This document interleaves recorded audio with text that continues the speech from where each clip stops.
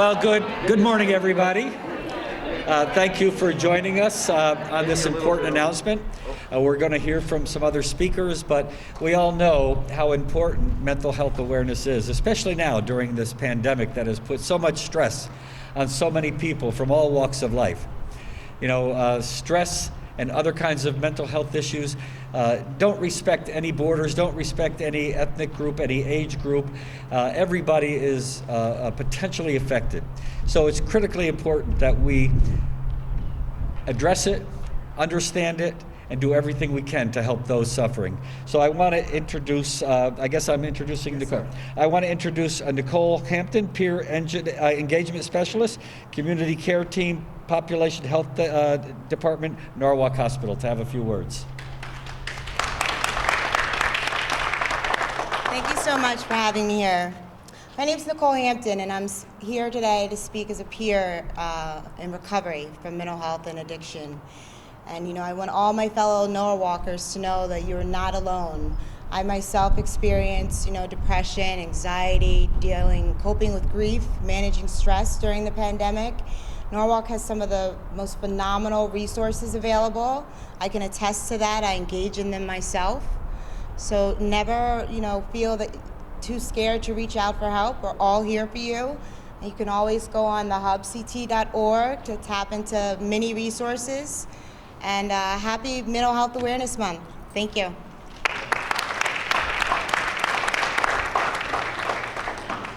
Next we have Jennifer Barahona. Jennifer, welcome. Jennifer is the Chief Executive Officer of Norwalk Acts. Welcome, Jennifer. Thanks, Mayor Rilling. And good morning. Norwalk Acts and the over 170 individuals and organizations that make up our collective impact effort here in the city of Norwalk stand united in our commitment to building a collaborative network of support to make sure that every child and adult in the community has the resources that they need when they need it. Mental health, or brain health as I like to refer to it, impacts every one of us. I'm a social worker myself and have seen the toll this pandemic has taken on members of my own family, including myself, including my husband, who's a high school teacher locally. Mental health is not only about serious mental illness or significant trauma. It's about the day-to-day stress and anxiety that accumulates over time and takes a toll on our ability to effectively parent, to work, to be fully present for ourselves and our loved ones. As my favorite book on this subject says, the body keeps the score. Through our Social Emotional Learning Initiative, we bring together cross-sections of the community to examine data in order to identify the spectrum of mental health needs, to map the community resources available to address those needs, and help build the capacity of the prevention and intervention systems necessary to serve all members of the community. As a community, we must prioritize brain wellness. It does us no good to prepare our children academically if we have not simultaneously met their physical and emotional health and safety needs. On May 12th at 7 p.m., we'll host our final Youth Town Hall of the year, where members of the Center for Youth Leadership here in Norwalk will discuss the impact of the pandemic on their mental health. We urge the adults in this community to join as we listen and bear witness to these students and the stories that they share. They are telling us what they need, and it's up to us to listen and create the appropriate support systems. I'm energized by the capacity that the mayor has created within the city to address these issues systematically, and by the leadership of Lamont and Maria and all the wonderful nonprofit leaders here today and across the city, working every day to address individuals and families within the city and their needs. Together, we'll continue to build a robust and seamless system of mental health support within the city of Norwalk. Thank you. Thank you, Jennifer. Now it's my pleasure to introduce to you a person that needs no introduction, our local superstar, Lamont Daniels. Thank you. Thank you, Mayor, and thank you, Jennifer. Thank you, Nicole, for sharing. So today is a great day, Norwalk. I want to talk to you this morning. Today is about you. Today is about us. Today is about community. And I believe, as Nicole has said, you are not alone. Today, your city is concerned about your well-being, how are you doing, and how you're faring. We all have been impacted in many different ways. And I'm so excited that the mayor and I were both joined with your community, the providers, the folks that we're asking you to call upon if you need help. I myself am a licensed clinical social worker. I no longer practice, but that is my training. So these very issues are very important to me as well. And so I'm just excited today to be here. I'm excited that everyone showed up. I also want to recognize the quick ad hoc committee that when we called on them, when I called on them, they rallied. So Mayor, if you allow me, I want to acknowledge Mary Ellen Haas from FCA. Where are you? Thank you, Mary Ellen. Gail from Mid-Fairfield Child Guidance, good to see you, thank you. Margaret, where are you? She's going to be speaking in a moment. And Susan Cunningham from the Department of Children and Families couldn't be here because she's taking some time off. I'm like, you go, Susan. But she also is part of the committee. And for those of you that did not see, I want to draw your attention to the City of Norwalk's YouTube page. There's a very great discussion that the Mayor Town Hall hosted with the Commissioner of Department of Children and Families, Vanessa Durante, and many other folks that really talked about mental health. I hope you will look at it. So before we get to the proclamation, I'm going to ask Margaret White, will she come? She's going to share, and also she's going to elevate the many resources that are available to all Norwalkers. Margaret.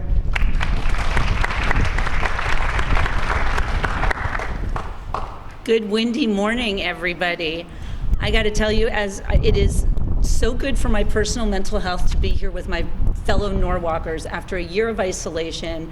Us being connected is so important. This weather's good for our mental health. I feel like we're on the cusp, right? It's getting better. But we know a lot of people are out there struggling, so that's what we want to talk about today. We got to elevate the conversation, as Lamont just said. So I'm Margaret Watt. I'm a Norwalk resident. I work at Positive Directions, the Center for Prevention and Counseling. It's one of many nonprofits here today. We're all available to support Norwalkers who are struggling with your mental health or your substance use. And I'm also here in particular representing the Norwalk Partnership. You should join us if you're not already a part of it. The Norwalk Partnership is a coalition like Norwalk Acts that Jen Barahona just talked about. We're a coalition of concerned community members and organizations working to prevent substance misuse and promote wellness among our youth. And we just wrapped up a community survey here in Norwalk, so I want to share with you some sobering statistics. Norwalkers reported that COVID has had the worst impact on their mental health compared to anything else, including their financial, their employment status, their physical health, their relationships. Our survey built in a screening tool, the PHQ-4 for the clinicians among us, and it found that 62% of our survey respondents were experiencing psychological distress. 62%, way more than half. That included 29% who are having moderate to severe symptoms. The treatment agencies know how much distress is out there. Everyone's getting swamped with referrals, but there are a lot of people out there who are not being seen or heard. 40% of our Norwalk parents reported that they were concerned about depression in their children. 18% of adults responding to our survey said they had been using alcohol more during the pandemic. We previously did focus groups with youth, and youth were telling us, in general, the good news is in general, youth have less access to substances and are probably using less during the pandemic. However, there is a population that has been getting on Zoom and getting drunk with their friends, and that's how they've been socializing. And to a level that's incredibly concerning. Talked to a mom, daughter drank about a whole bottle of vodka, almost was hospitalized. And kids are also telling us that they've been using marijuana sometimes on a daily basis to cope with the stress of the pandemic. Often they're doing that through vaping marijuana. So here's a little plug from the substance use prevention side. If you don't know, when you're vaping marijuana, you are getting the drug. If you're doing, like you're dabbing wax, you're talking about a drug that is almost pure THC, 80, 90%. This is something that we are finding at Norwalk Hospital, kids coming in with psychosis, all kinds of really distressing symptoms. And I mention that in part because during Mental Health Awareness Month, we also have National Prevention Week. I'll talk more about that in a minute. Finally, 22% of respondents in our survey said that they had worse access to mental health services. So much more need, worse access. But access is through teletherapy right now. So that removes some barriers. Access is also, if you call an agency and they can't see you, maybe someone else can. Can all the treatment providers please raise your hand? Hold up your sign. Some of you brought a sign. We're here to help. Okay, so these statistics show why it's so important for us to have open conversations about mental health. There is no shame in saying that you're anxious, that you're depressed. Literally, more than half of us are right now. Okay, so let's talk about it. Let's find out what the resources are. So I've got a couple things that everyone should know, and I'm going to go through them right now. Number one, we should all be practicing self-care. Number one, put on your own oxygen mask. We all need three things in life. We need people, we need passion, we need purpose. Okay? So people, find ways to connect with others, even if you're isolated at home. Passion, make time every day for something that brings you joy. You know, gardening, music, whatever it is. And number three, purpose. We all need to feel meaningful in life. So if you're at home and you're not working or you're retired, you're disabled, you have reasons that you can't go out and do stuff, you can be so meaningful by volunteering, by calling someone else to check in. Okay, find that purpose. Number two, know how to recognize when your stress or your symptoms are more than you can handle, okay? General rule, if you're not eating, not sleeping, everything's, you know, you're feeling an impact for more than 2 weeks in a row, get some help, okay? But we have, one thing I'm gonna show you right now, we have a whole May bulletin that you will be able to access through the norwalkpartnership.org website. The city's gonna send it out. There are trainings coming up, events, activities where you, online, some of them are already recorded so you can watch them at your own leisure, but learn more about this. If you're like, what's normal? How do I talk to my kids? We have these opportunities coming up right now during May. So practice self-care, know how to recognize the symptoms. Number three, know how to reach out to others to help them. So May is a great time to get QPR trained. Who here is CPR trained? Who here is QPR trained? Okay, QPR? Thank you to, yeah, Ellen. And Eve. QPR is question, persuade, refer. It's a simple 3-step method to recognizing that someone might be having thoughts of suicide and to be able to help them. And it's for anyone age 16 and up. I'm doing a QPR training for free next week. I'm doing one in Spanish later this month. We have a whole lot of opportunities. We want everyone to be QPR trained. Mr. Mayor, how about you? Oh, yes. Awesome. Number 4. Pay attention to the coping skills that you and your family are using. Okay, it's really easy to start drinking a little more every day, right?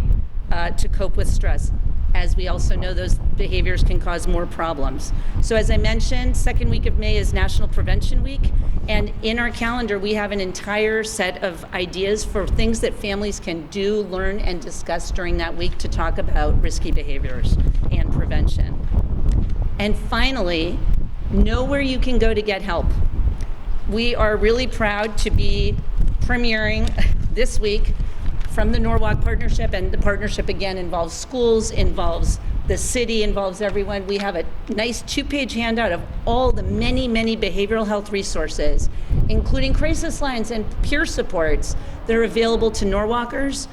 Please, take a copy today if you didn't get it through the city social media, get it through Norwalk Partnership social media. Share this information so that no one is in the position of not knowing where to go for help, okay? So, and we'll have this in Spanish hopefully next week. So remember, you're not alone. It's a sign of strength to ask for help. We are all in this together and we're here to support each other.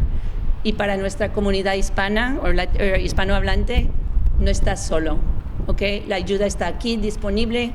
Muchos entre nosotros somos agencias que podemos proveerles servicios de salud mental, de abuso de sustancias. No tienes que sufrir en silencio. Okay? Happy Mental Health Month. Thank you, Margaret. Thank you very much, Margaret. Before the mayor comes back to read the proclamation, I just want to acknowledge a few other people. One, I want to acknowledge my team. We have Deanna DeMore. This is the city's health director. Hey, Deanna.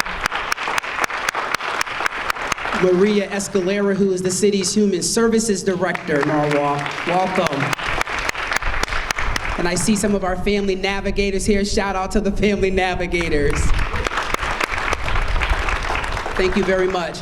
Before we read the proclamation, I did quickly, I'm really excited that he's with us, and want to put a face and just show him more into the community, let the community know we really are working together with the partnership between the city of Norwalk, through the mayor, through my office, Norwalk Acts, and we're so excited to have Mr. Jim Martinez. He's the Director of Counseling. Jim, can you say a few words, please?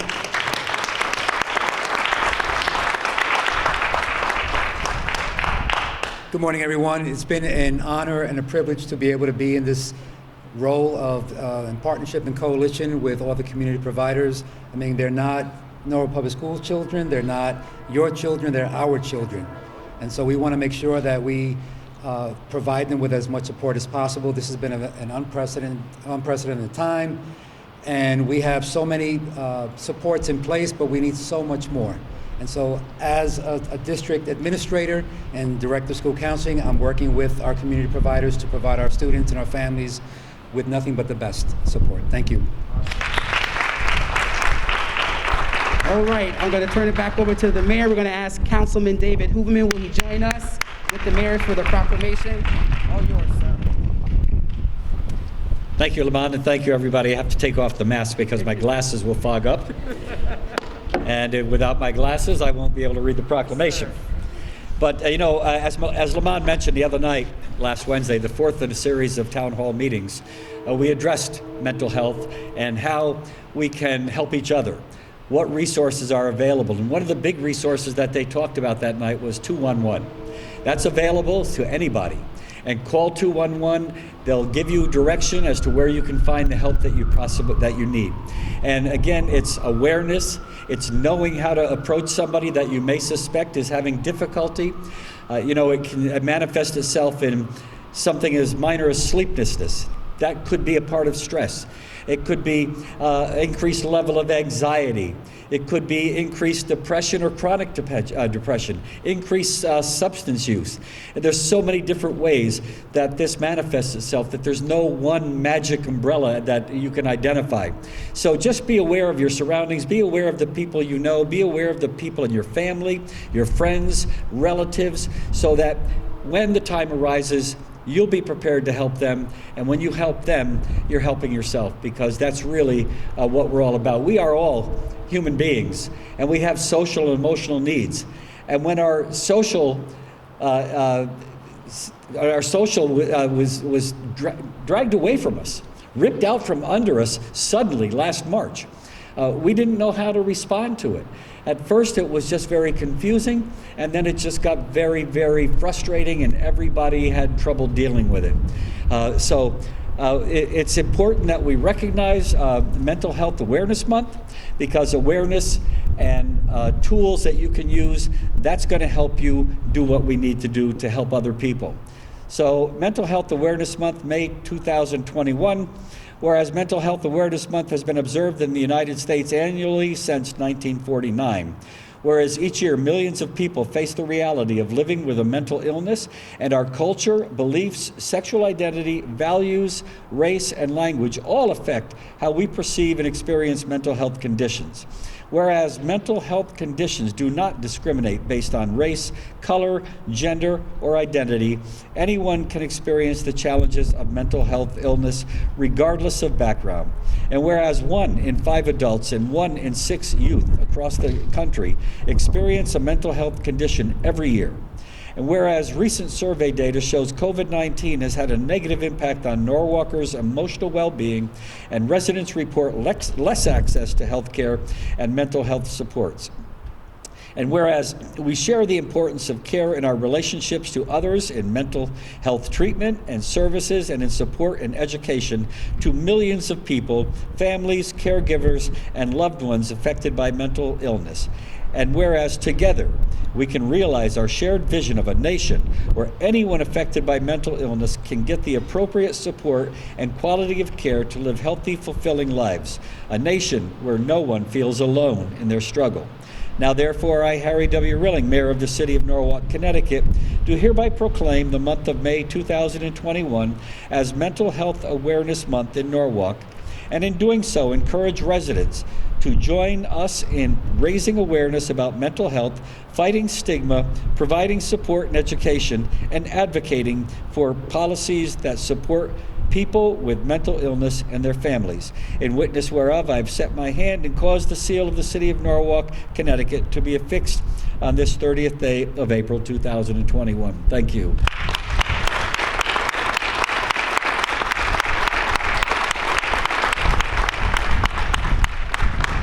And before I turn it back over to Lamont to close, I just want to thank all the providers here for giving of yourselves.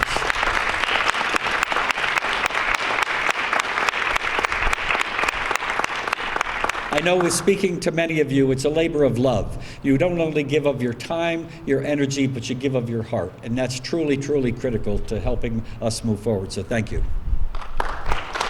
Thank you, Mayor. And I'm gonna just ask, would the cameras just mind doing I don't know what it's called in video world, but like a scan thing? Because I think it's important that, because this is feeding live and it's gonna be on Facebook, that the community knows that we're in this together and you're not alone. So Norwalk, this concludes our program. The resources are now online. On behalf of Mayor Rillen, our Council David Human is here with us, and all the providers, treatment providers, community action agencies, the faith community, all of us, we're here with you. God bless you. Thank you. We're gonna take a picture with you, Mayor, in the middle. Okay? We're gonna take a picture with the mayor somehow was all the social distancing rules. I don't know. Oh, it was a slow distance. All right.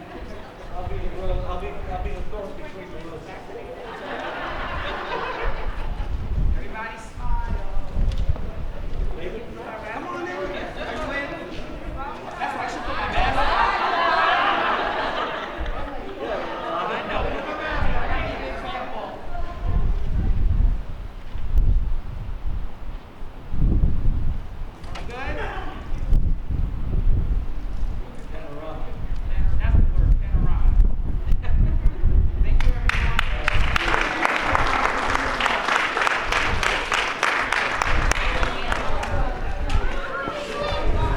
Thanks, Larry and team, man. You didn't trip once. I know.